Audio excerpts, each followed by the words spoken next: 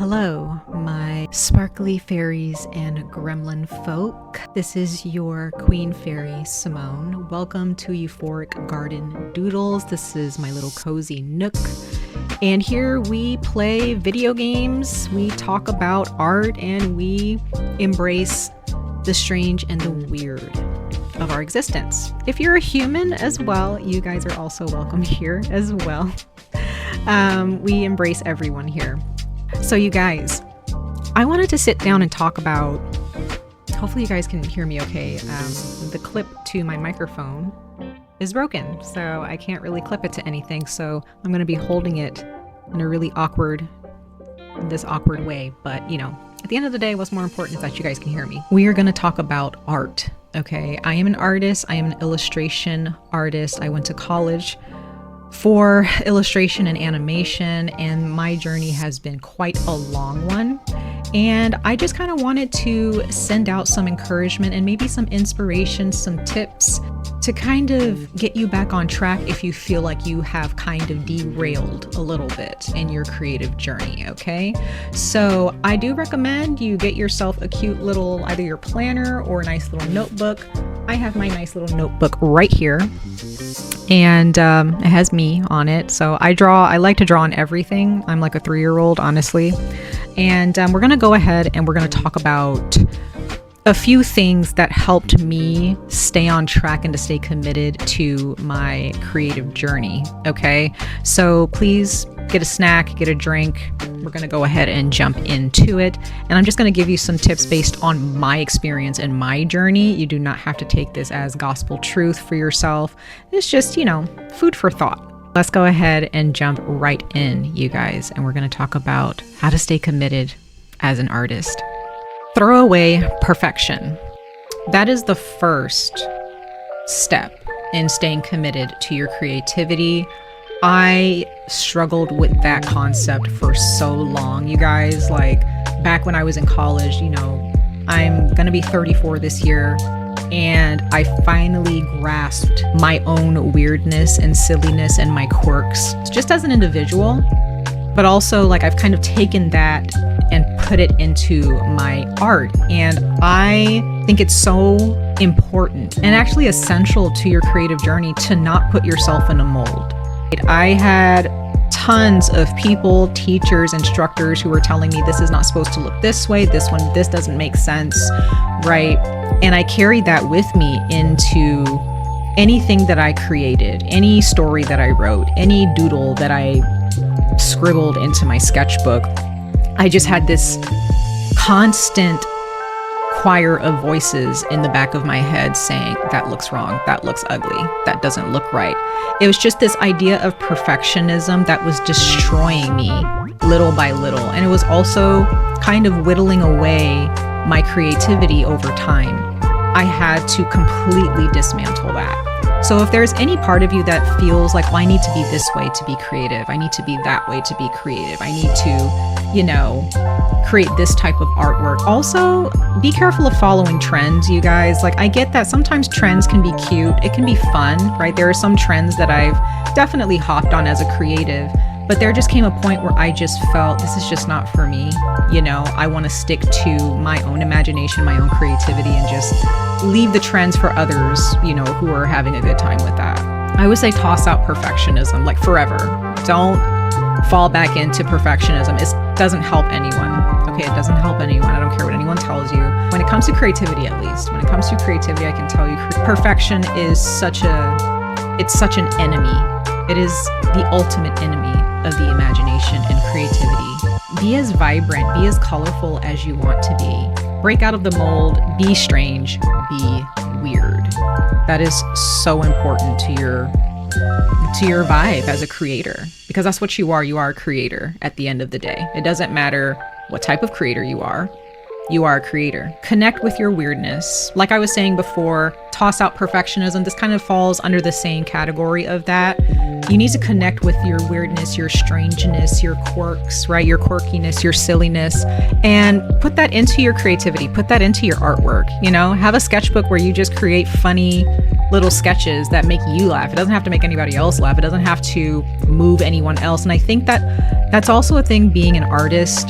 We feel that if no one's looking, then and no one is being moved by what I'm creating, then I'm failing. No, no, that is not true, you guys. Does your art move you? Are you confident in what you are creating? Also, just remember, you guys, we live in a world where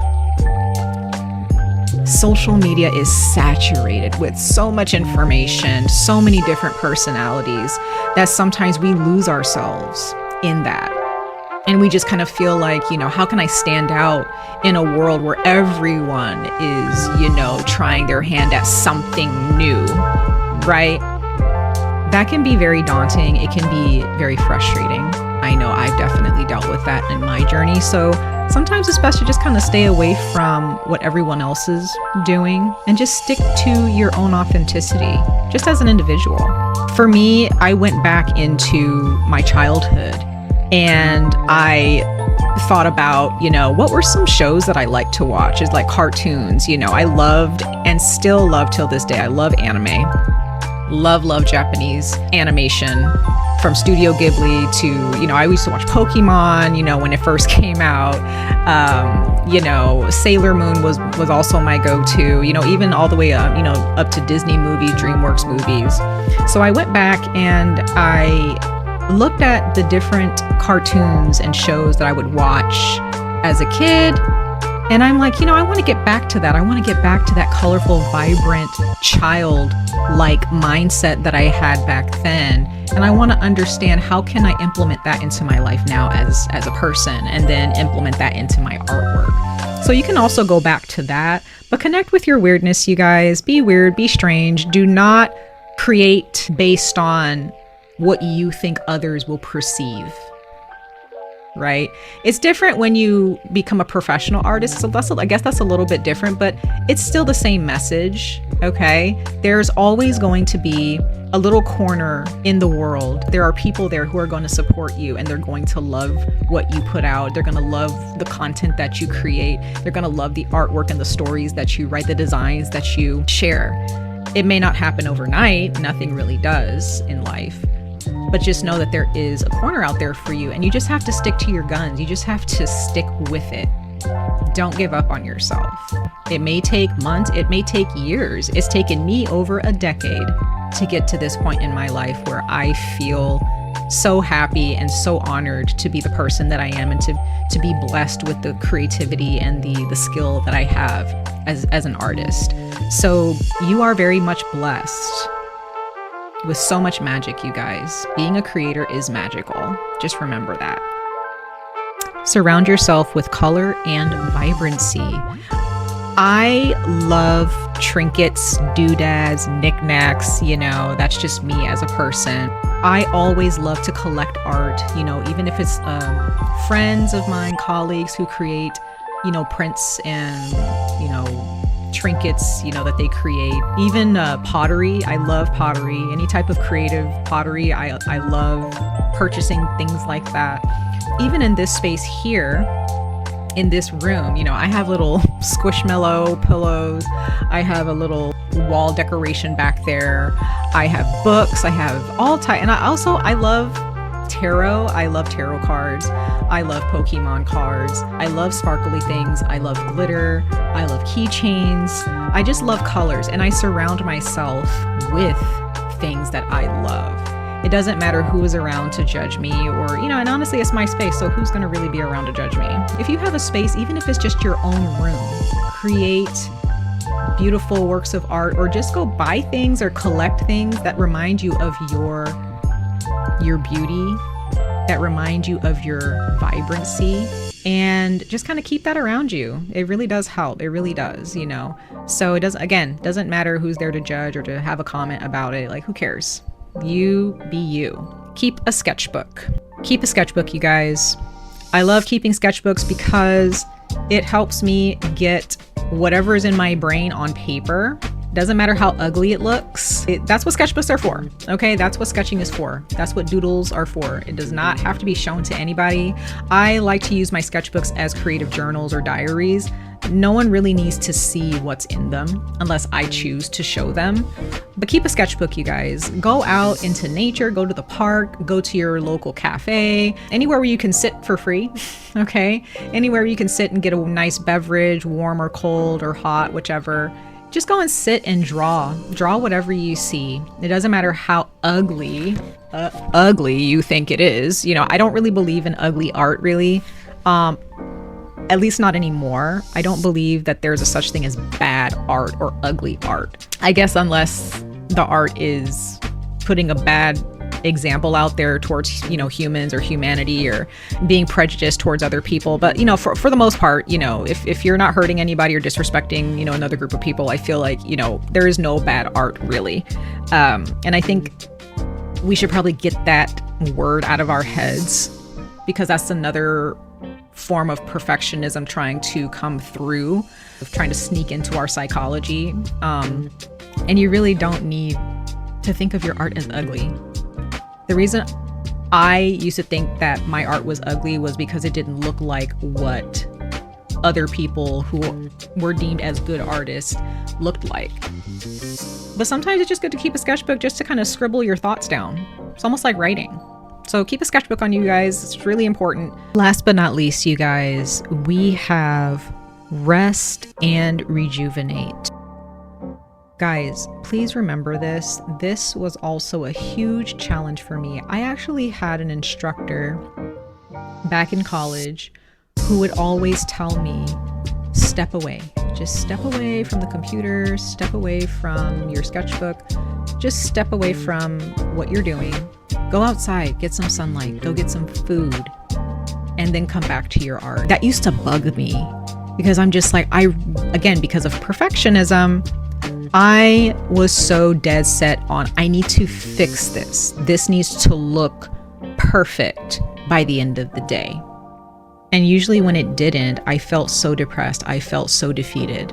I would go throughout my day just feeling so crushed. That is how dedicated I was to my potential prospective art career. I was very much kind of obsessed and just wanted things to look a certain way. And when they didn't, I just pretty much felt like a loser. And that was so far from the truth. Okay, even though I had a lot of my friends and colleagues and even instructors who really appreciated my art and they had a lot of good things to say about it, I was not listening. I did not hear anything that they were saying because my ego was louder than any of the voices that had amazing things to say about me as a person and my creativity and my artwork. Sometimes it's good to kind of step away, you guys. Do some meditation, step away and go for a walk. Just spend some time with some good people, your friends, your family, your significant other, or your pets if you have pets. Because sometimes you just need that space to just think, you know, you need that space to just look at yourself. Because sometimes when you're obsessing over something and you're obsessing over it being ugly or being unlikable or unlovable, or you're obsessing over something needing to be perfect or needing to look a certain way by a certain deadline, because we do live in a fast-paced society where deadlines are crucial, right, to business improvement. We live in a really interesting time, and slowing down can be very difficult and actually very fear-based. You know, we live in such a fear-based society. Please take a step back, you guys. Your artwork and your career or your self-image is not going to crumble because you take a step back. If anything, it's taking a step back and resting, just taking a beat, taking a moment or two or three or four or five, I don't know, take a step back and just rest. Because sometimes your ego can be so loud that you can't even hear the beautiful comments that people have to say to you. You know, you're not even really hearing any of the encouragement, right?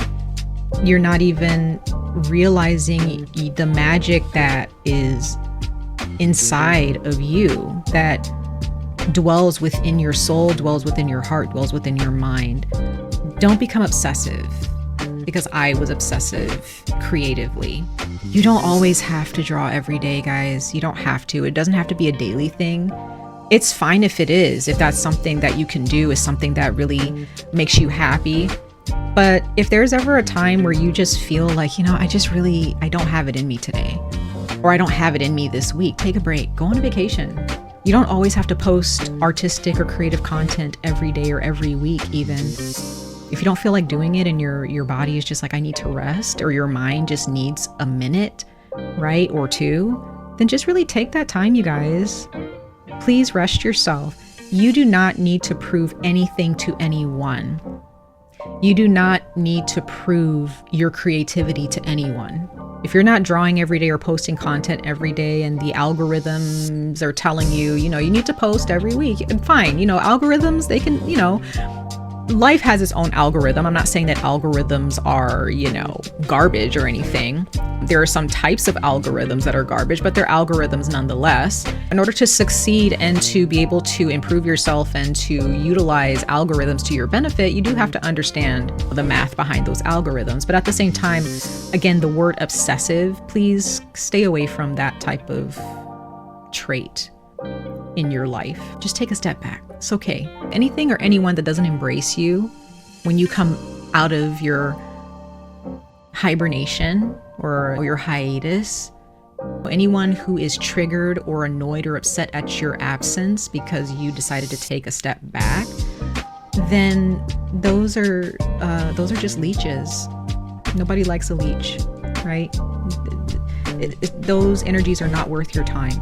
So I hope this was of some encouragement and inspiration, you guys. No one is perfect, so why are we trying to strive towards it?